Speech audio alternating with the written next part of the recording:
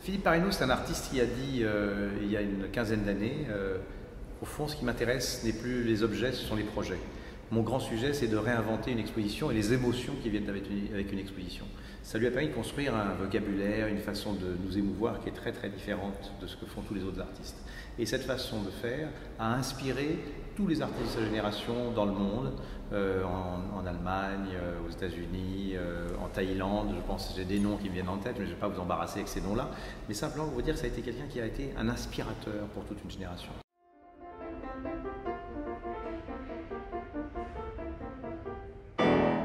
La première étape, c'était aussi celle de produire dès le départ une silhouette ou des silhouettes. On voit les gens à contre-jour. Celui qui nous précède fait partie déjà de la promenade qu'on va prendre, qu'on va avoir. Il est une silhouette, quoi. Il y avait Leibniz qui disait que les jardins produisaient des silhouettes. Donc c'est un peu ce leitmotiv de l'exposition. On regarde des choses avec les autres. Et l'autre fait partie du voyage, en fait. Il n'est pas exclu.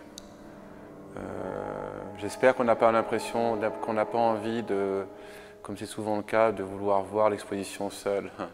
Elle est mieux en fait accompagnée. Les haut-parleurs sont installés tout au long de cette longue marche vers cet écran. Et l'idée étant de travailler sur le son par couche sonore. Donc à 30 mètres, on a établi un point de vision qu'on appelle un sweet spot, où on entend parfaitement et on voit parfaitement l'image. Et puis plus on s'approche, moins l'image on la voit. Ces plafonds suspendus qui créent justement ce petit voyage sonore dans les artefacts. Donc il a voulu créer des longues lignes d'accompagnement et donc c'était un projet esthétique.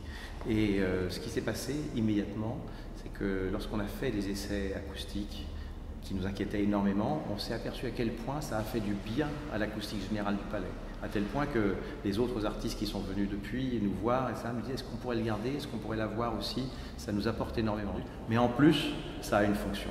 Donc beauté, référence, poésie, fonction.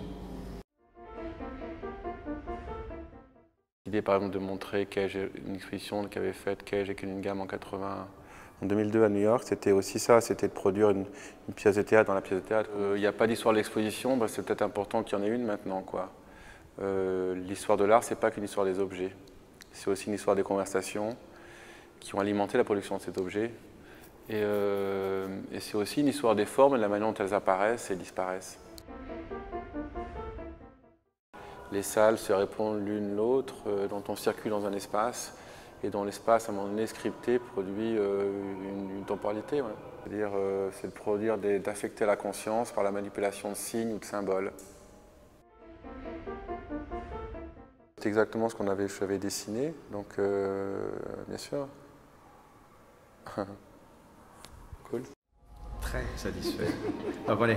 Non, je pense que ça a apporté beaucoup et ça a beaucoup surpris. J'ai reçu aujourd'hui les premiers visiteurs de l'exposition. Ils étaient tous modifiés intérieurement par ce qu'ils ont vu. C'est-à-dire qu'ils ont compris que la modification de l'architecture correspondait à une modification de leur intériorité.